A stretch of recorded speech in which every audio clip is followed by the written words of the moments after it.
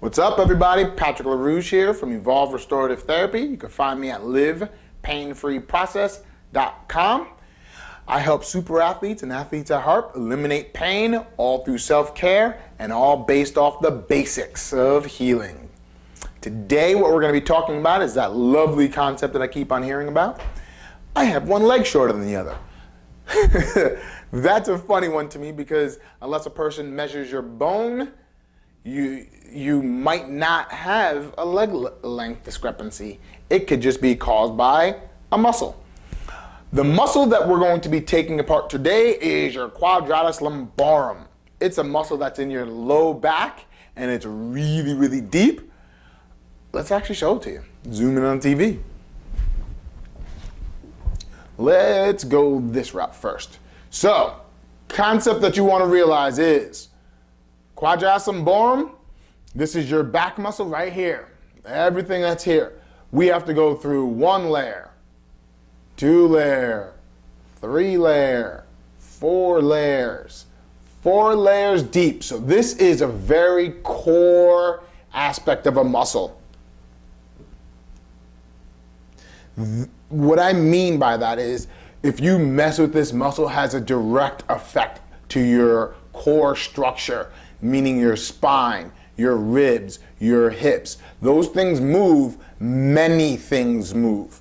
It's not like your trap where your trap is just attached to your shoulders and parts of your rib and things like that. This has access to everything, diaphragm, pelvic floor. If you start really going after this, I see a lot of mistakes like that. So I want you to understand when this muscle gets upset and it starts to contract itself, there's a lot of things going on, not just a habitual habit. So the activities of the quadratus lumborum helps you rotate to one side. So you leaning to one side. It helps you also assist on getting up. So it's not just your moving one side. This is the big one. It hikes up one hip. So if you're a person that likes to stand on one hip, you're contracting this muscle to hold that body up right alongside of the glute and other aspects of your hip rotators. But this is the main component. So you see how it goes from straight and balanced to hiking up. You see how the hips change, but you're still somewhat standing up straight. You'll never truly realize a ½ inch discrepancy on that holding a resting rate. So what you realize is as it hikes up over and over again, that's now holding a posture. Holding a posture. That's going to now bring up one leg. Zoom in towards me again.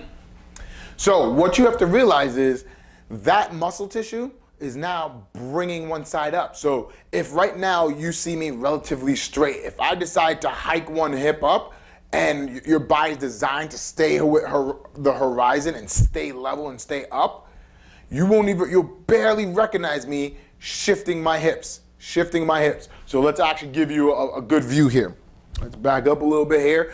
And I'm standing straight and you won't even realize me hiking my hips. My upper body actually stays relatively easy. So hike the hip. And we can just do it like this, hike the hip. And you'll really never realize what's happening down below. That's the trick with quadratus lumborum. So podiatrists that say, oh, you have a leg height discrepancy, let's put a heel lift in. All those things are good and they help you with the pain, but the basic cause of it is not your bony structure, it's actually your muscle. So if next time a person says, I need a heel lift, right after that they say that, just like, I needed a heel lift, like, I need you to measure the bones. Heel lift, measure my bones.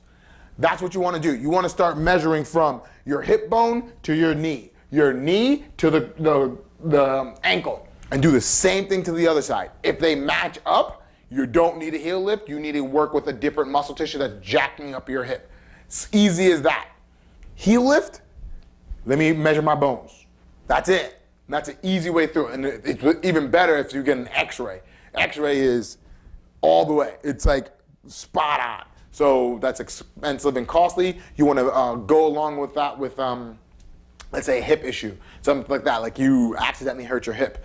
That's just something good to know. It's like, do I have a hip discrepancy? Let's measure the bones while you're there, you know? Anywho, so, all right, so what we have to really focus on is now you have this leg discrepancy and you don't know how to fix it. One, you can measure the bones with one of those Taylor tapes. It's not gonna be completely accurate, but you'll see either a leg discrepancy or not.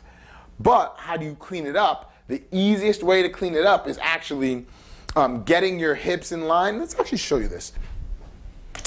Easiest way what you can do to stretch your quadratus lumborum is cross your feet behind each other. Doesn't matter which side is what because they're both crossed, right? You reach up for the sky.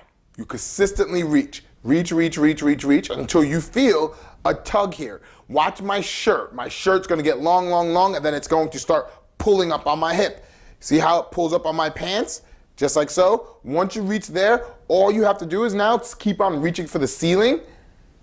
Reach for the ceiling, reach for the ceiling, reach for the ceiling, and slightly twist, and there goes your stretch.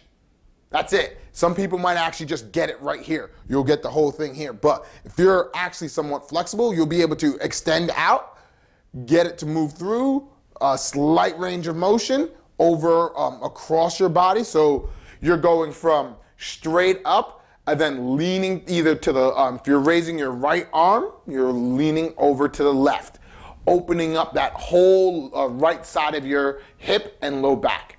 That's where your quadratus lumborum resides. You want that to open. And you want to do this nice and easy. This is a very temperamental area. Remember, especially if you have pain, you want to take it easy, nice and slow. It's not pain until you grimace and you can't talk. You want to make it nice and easy on yourself. Give your body a compelling reason to not hold the contraction and protect itself. So be easy to yourself, be kind to yourself. And that muscle alone will change so many different things. Remember, it's so tightly knit to your rib cage, your low back and lumbar region, as well as your hip. Those three areas have, oh my goodness, there's a cascade effect if one of those things decide to change. Cascade effect inside the rib cage, shoulders, low back, hips, knees. There's so many different things that can happen because of that. So you want to take it easy on that, but be aware if someone says you have a leg length discrepancy, let's put a heel lift, measure the bones.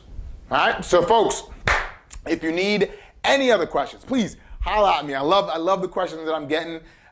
If you guys need me for anything, just holla at me. If you guys are not part of the list, come on, man. I love talking to you guys. Keep on emailing me. I love it. I love it. Until next time, folks. Bye.